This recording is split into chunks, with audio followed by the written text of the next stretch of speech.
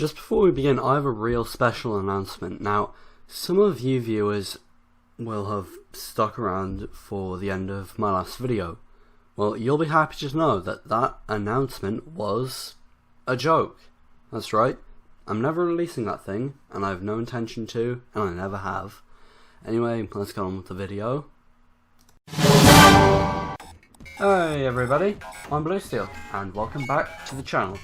Now, tonight, we're going to do something a little bit different. I'm going to make a video on Team Fortress 2 and the hackers that are slowly destroying the game.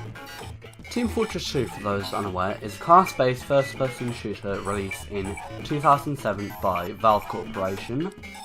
The game has developed a large following in these 13 or so years, and while its player count has, well, plateaued over the past few years, the game still holds strong. However, one group of people threatens that durability. The group I'm talking about is the exploiters. Now, the exploiters, they've always been around ever since 2007 with the game's release. However, over the years there have been a few events that have, well, amplified the exploiters' existence. Let's go over a few of those in this video.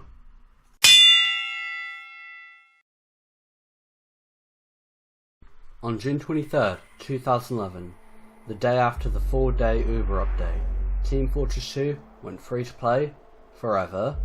At first, this was great. More people get to play a really good game.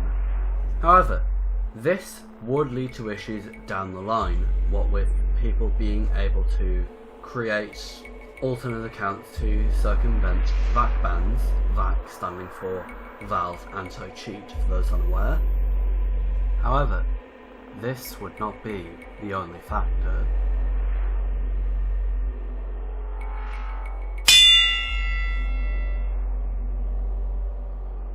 On July 7th, 2016, the Meet and Match update for Team Fortress 2 went live. This included a brand new competitive mode and revamps to quick play, which is now called casual mode. However, this update was terrible.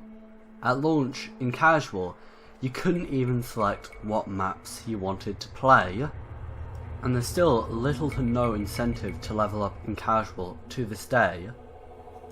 These changes made the community temporarily lose faith in Valve, and this was around the time that most of the TF2 team moved on to projects such as Counter-Strike Global Offensive and what was at the time called HLVR. Now that you're up to speed on the two main factors that caused this current hacker epidemic, I feel I should show you some footage of the cheaters in-game. Okay, look at that.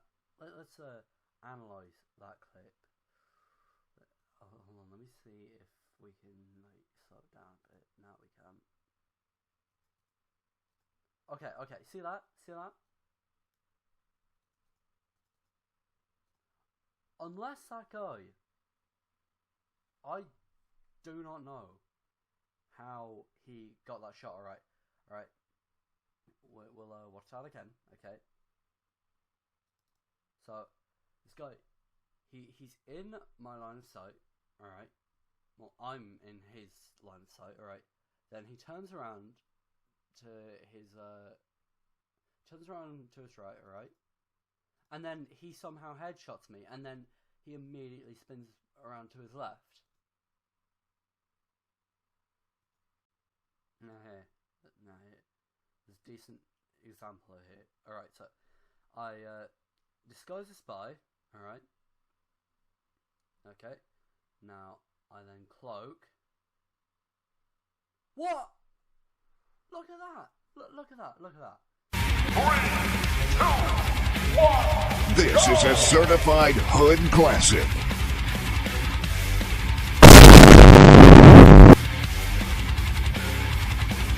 Hey, yo, the pizza here. Shawty's like a melody. Yo, this is the funniest shit I've ever seen. Hold up.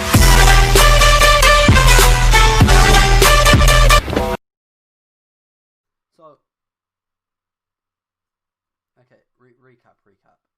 So, I'm disguised as a red spy, but then I cloak, so it's not like he can see me. But then he somehow gets an exact headshot on me, this dude, and this is the dude from this clip here. Now let's go to this clip. Alright, so I disguise as spy again, and then I cloak, and then another dude headshots me somehow. I was still cloaked, had full cloak. Let's replay that again. Alright. So, I disguise as spy. Okay. And then I cloak. And then he headshots me the minute I'm headshotable, because I was behind that pile of planks.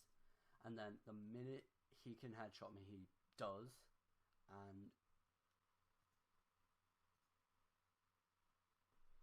yeah, ignore the window sounds. Okay. Well, hold on a minute.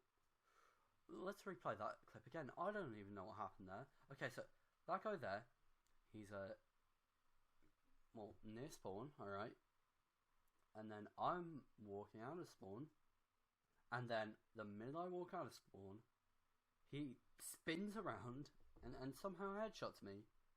Like, either his DPI is really high and he's just played a fuck ton of Hotline Miami, or the more likely option, he's just aimbotting.